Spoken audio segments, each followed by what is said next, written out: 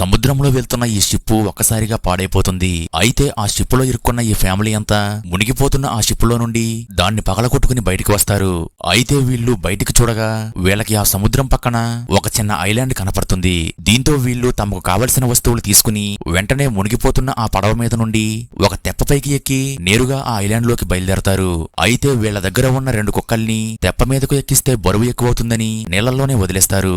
అయితే ఆ కుక్కలు 2 ఈ తెప్ప వెనకాలే వీదుకుంటూ వస్తూ ఉంటాయి. అలా వీరు కొద్ది దూరం ప్రయాణించిన తరువాత వీళ్ళంతా ఐలాండ్ లోకి చేరుకుంటారు. అయితే ఐలాండ్ లోకి రాగానే ముందుగా వీళ్ళు నివాసం కోసం ఒక టెంట్ ఏర్పాటు చేసుకుంటారు. అయితే ఈ మహిళకు ఆ ఐలాండ్ లో ఒక పెద్దటి రాకాసి బల్లి కనపడుతుంది. అప్పుడు ఈమె భయపడిపోగా ఈమె కొడుకు వెంటనే అక్కడికి వచ్చి ఆ బల్లిని చంపడానికి సిద్ధమవుతాడు. కానీ ఆశ్చర్యంగా అది వీళ్ళని ఏమీ చేయకుండా వెనక్కి వెళ్ళిపోతుంది. దీంతో ఈ వ్యక్తి ఈ ఐలాండ్ లో ఒంటరిగా ఉంటే ప్రమాదమని తన కుటుంబం పడుకున్నప్పుడు ఇతడు వాళ్ళకి కాపలాగా మెలకుగానే ఉంటాడు.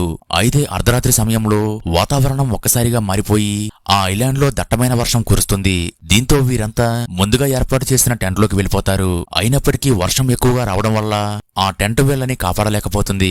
మరుసటి రోజు ఈ వ్యక్తి ఆ ఐలాండ్ లో ఒక ఇల్లు నిర్మించాలని కూలిపోయిన ఆ పడవ దగ్గరకు వెళ్లి కావలసిన వస్తువులు సేకరిస్తూ ఉంటాడు. అంతేకాకుండా వీళ్ళకి ఆ పడవలో కొన్ని జంతువులు కూడా కనపడతాయి. అయితే ఆహారంగా పనికి వస్తాయని వీళ్ళు వాటన్నిటినీ తీసుకుని వెళ్తూ ఉండగా ఈ పిల్లాడికి దూరం నుండి ఒక పడవ రావడం కనపడుతుంది. అప్పుడు తండ్రి ఒక టెలిస్కోప్ తీసుకుని ఆ పడవను గమనించగా అందులో ఉన్న వాళ్ళు సముద్రపు దొంగలని అర్థమవుతుంది. అయితే ఆ సముద్ర దొంగలు వీళ్ల మీద దాడి చేస్తూ ఉంటారు.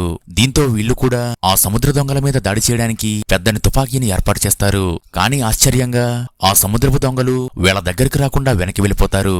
ఎందుకంటే వీళ్ల పడవ మీద ఉన్న జెండా చూసి వీళ్లను పోలీసులు అనుకుని ఆ సముద్రపు దొంగలు పారిపోతారు. దీంతో ఇక వీళ్ళు వాళ్లకు దొరికిన వస్తువులు అలాగే జంతువుల్ని తీసుకుని ఐలాండ్ వైపు వెళ్తూ ఉంటారు.